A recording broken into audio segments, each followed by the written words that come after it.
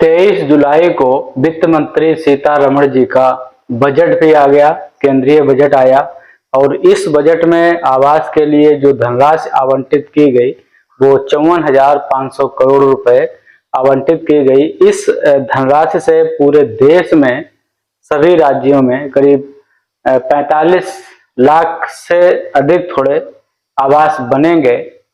तो इन आवासों के संबंध में मैं आपको एक चीज बताऊंगा जो अंदर की बातें हैं। अगर ये वीडियो आप स्किप करके जाते हैं, पूरा नहीं सुनते हैं, पूरा नहीं समझते हैं, तो हो सकता है कोई चीज आपसे छूट जाए।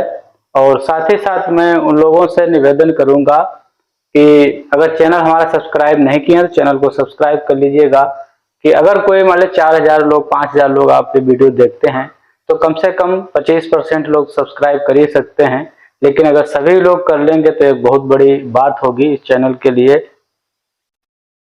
जो भी लोग आवास से संबंधित वीडियो देखते हैं, आवास की जिन्हें तलाश है और आवास के बारे में जिनको जानकारी है, तो उन्हें ये पता होगा कि शुरू में 14-15 में जो प्रधानमंत्री आवास योजना थी उसकी ग्रामीण का सर्वे था, उसी ग्रामीण सर्वे से प्रधानमंत्री आवास योजना की सूची ग्रामीण क्षेत्र के लिए बनाई गई थी।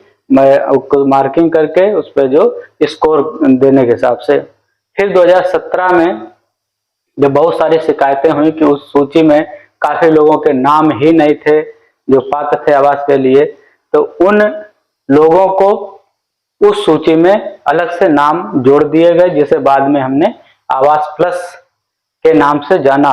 और फिर आज ये स्थिति फिर आ रही है कि उसी सूची में, हालांकि बहुत जगह सूची खत्म हो गई है, काफी जगह आवास देने को नहीं रह गए उस सूची के हिसाब से, और कहीं कहीं अभी सूची बाकी है। कई राज्यों में, कई जनपदों में, कुछ गांव में जो पात्र लोग हैं रह गए हैं उस आवास प्लस सूची के हिसाब से।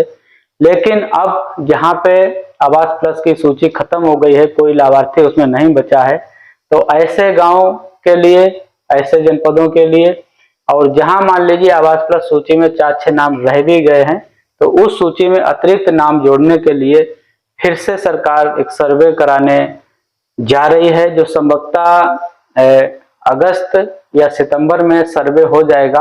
तो उस सर्वे में जो भी नाम आएंगे, जो पात्र व्यक्ति होंगे जिनके पास अपने मकान नहीं है, कच्चा मकान बना हुआ है, झोपड़पट्टी में रह रहे हैं, तो ऐसे लोगों के नाम उस सूची में जोड़े जाएंगे सर्वे करके। तो ये एक मौका है आपके लिए, अगर आपका सूची में नाम नहीं है, क्योंकि बहुत सारे लोगों की शिकायत है कि सूची में हमारा नाम नहीं है, और ऐसी शिकायतें हमारे पास भी आती रहती हैं, हम भी उस पर लिखते रहते हैं कि सूची में नाम ना होने के कारण हम इनको आवास नहीं दे सकते हैं। तो ऐसे में आपको थोड़ा ध्यान देना होगा। अगर ग्राम पंचायत ईमानदारी से काम करती है तो लगता है कि सारे लोगों के नाम जो भी पात्र हैं उनके जुड़ जाएंगे। फिर भी अगर ग्राम पंचायत या उसके लोग ईमानदारी से काम नहीं करते हैं तो आपको थोड़ा प्रयास करना होगा, आपको समझना होगा कि हम अपना नाम उस सूची में कैसे जुड़वा पाए। अगर इस सूची में नाम जुड़वाने से आप चूक गए, आप नहीं करवा पाए, तब आप ये मान लीजिए कि आप एक पंचवर्षीय योजना के लिए चले जाएंगे, पूरे 5 वर्ष के लिए आप चले जाएंगे। 5 वर्ष बीच में कोई भी नाम उस सूची में ऐड नहीं किया जाएगा। फिर भले आपको मुख्यमंत्री आवास दिया जाए, कोई विकल्प देकर आपको कोई नया रास्ता ढूंढा जाए, लेकिन सूची में नाम नहीं जुड़ पाएगा। तो इसलिए जरूरी है कि आप आवास प्लस की और सूची बनने जा रही है, उस सूची में अपना नाम जुड़वाएं। और काफी लोग कहते हैं कि हमारा रजिस्ट्रेशन पहले से हुआ पड़ा है, तो अगर ऐसे लोगों रजिस्ट्रेशन है जिनका जियो टैग हो चुका है आवास के लिए, तो वो निश्चिंत रहें, जब भी बजट आएगा पैसा उनको दिया जाएगा। और मुख्यमंत्री आवास में जो विकलांग लोगों के रजिस्ट्रेशन हुए हैं, और अभी जो नाम भेजे गए हैं विधवा महिलाओं के भेजे गए हैं, जो 18 से 40 वर्ष के बीच की महिलाएं हैं उनके नाम भेजे गए हैं, अवशेष विकलांगों के नाम भेजे गए हैं, बंजारा समुदाय के नाम भेजे गए हैं।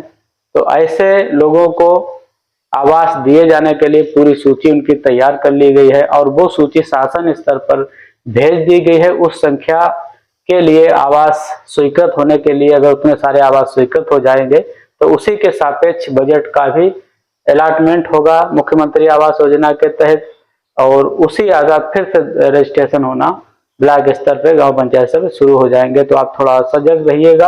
आवास प्लस की सूची जल्दी ही अगस्त सितंबर में बनेगी। आप प्रयास करके सूची शामिल करवाइएगा। अगर आपके पास रहने के लिए मकान नहीं है, झोपड़पट्टी में रह रहे हैं, आवास विहीन है या कच्चे मकान में रह रहे हैं, तो आपको जागरूक होना जरूरी है। क्योंकि यहाँ लोग बहुत ईमानदारी से काम नहीं करते हैं, लोग बिक जाते हैं, लोग पैसों के लिए काम करते हैं।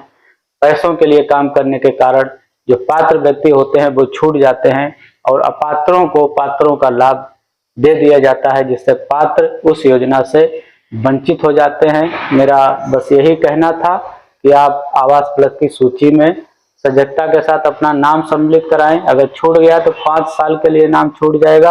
हमारे चैनल पे आप हमें पहली बार सुन रहे हैं, देख रहे हैं, तो चैनल को सब्सक्राइब करिएगा, अपनी राय रखिएगा, वीडियो को लाइक और शेयर भी करिएगा अपने लोग